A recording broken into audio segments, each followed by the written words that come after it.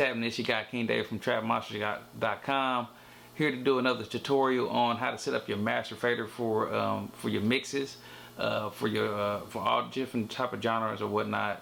And this is basically how I like to get down. I have a set few plugins I like to use all the time, and for my mixing. So I'll show you how I get down in Maschine. Trap monsters, baby.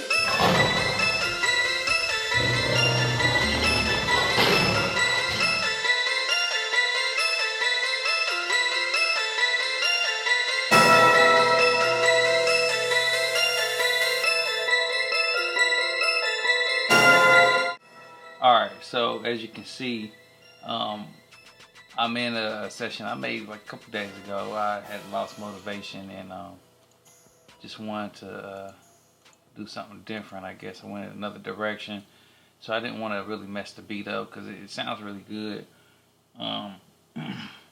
So what I did was I just stopped it because I realized, like I said, I'm new to Maschine still. I'm not new to music production at all, but just kind of getting used to the scenes and patterns and stuff like that.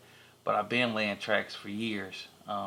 It's been about a good decade now of me doing tracks, and a little bit over actually. And since I got to messing with this new DAW, I had kind of lost my way about how I normally do things in Logic and Pro Tools and even Reasons. So I had to get back reacquainted about how my workflow normally is, and do that. And what I had lost or lightweight forgot about was I needed to tune my speakers in my environment. As you can see, I have some acoustic treatment, I have bass traps and everything kind of set up a little bit everywhere, spot padded around.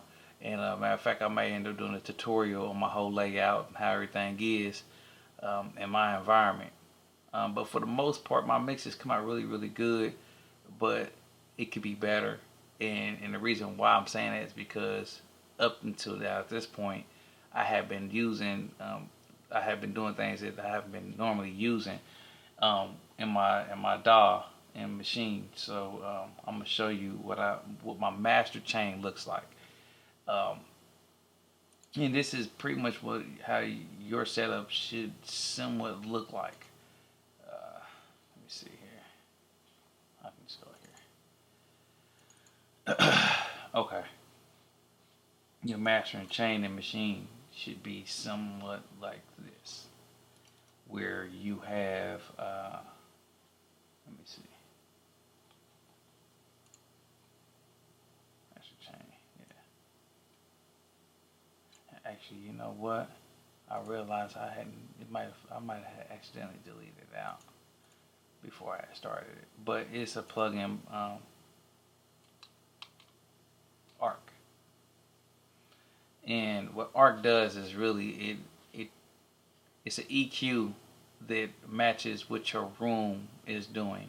The reverbs, how your room is shaped, everything like that.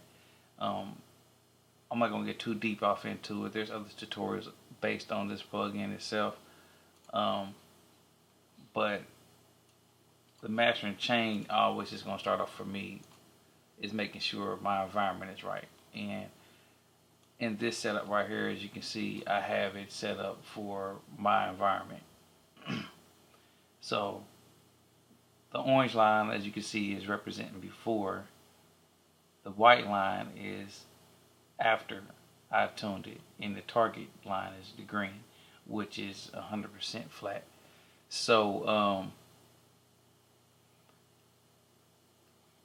it gives you a frequency in your speakers where it's just a straight flat, no color to it or nothing like that. I'm working on some Yamaha SH80s. I think it's the second generation of them, and they some good monitors off top. And I don't care what monitors you have, they're not gonna give you 100% accuracy based off because of the room, the dynamic of the room, how big the room is. And they be the best speakers you can have. You know what I'm saying? There's all kind of good brands out. But at the end of the day, there's still color in your speakers. So you start there to make sure you have a flat frequency in your speaker. Um, the next thing in your food chain of this would be you definitely going to need a metering system. Now this is one setup, but I had actually changed that setup now to let me see. I actually had changed that. Well, the Fab Filter brand metering is good because it has the K metering set up in it too. But what I come to find out, and I like a little bit more, was the isotope joint. That thing, I really can understand it, and I mean, it's always good to do your research on plugins that you have and that you're working with, so you can understand what you're needing to do in your environment. So, okay, let me find it. There it is. I just need to replace that. And so, having a good metering system to make sure you're not distorting. You make sure you're not having any weird frequencies and things like that going on in your master chain. This is after, and normally how I start my session off, I'm always going to have my ARC system set up, and everything else is bypassed until I get to the mixing station, the mixing part of the whole thing. So what I would normally do is just make the whole beat, right? And as you can see, I will have my arc up, and then after I'm done tracking out the whole beat, I will go back in and activate my favorite things, which would be the isotope EQ,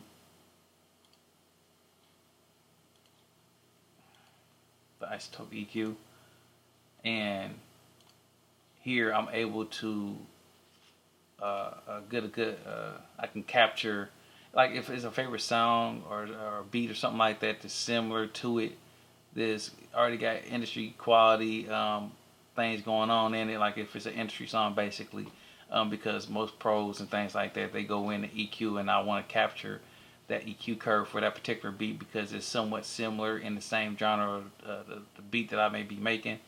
So I want to just make sure that that I have the EQ curves and things like that that beat would have to make sure my beat is right. And you know what I'm saying, in that same type of genre with the same kind of EQ and feel to it. So I would start there first in my EQ chain. Then I would go to a multi-band compressor, which I just took off. But my multi-band compressor would be the let me actually, you know what, let me do this. Let me set this up now because I know. So it'll be this, and then it'll be Fab Filter, multi-band compression. Okay, well, whatever. Go right there. Okay, cool.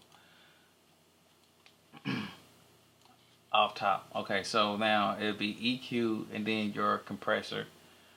Me personally, I like the multi-band compression. So then that way I can compress certain elements, and I may not want my low end to be compressed because I already have it lightweight compressed on its own track. So I don't need to put another compressor over it or anything like that. I can actually let those frequencies go through because that's what I feel comfortable with. So putting a multi-band on the low end ain't gonna really do no good, but sometimes it may be the highs or the mid or the low mid, I believe, range where I may want to do some compression just a little bit over the whole overall track. So that's another one you want to have in your food chain. And then after that, then you would have, for me, I go with the metering to make sure I'm in the right ballpark of what I'm doing. So, and that's how that would look.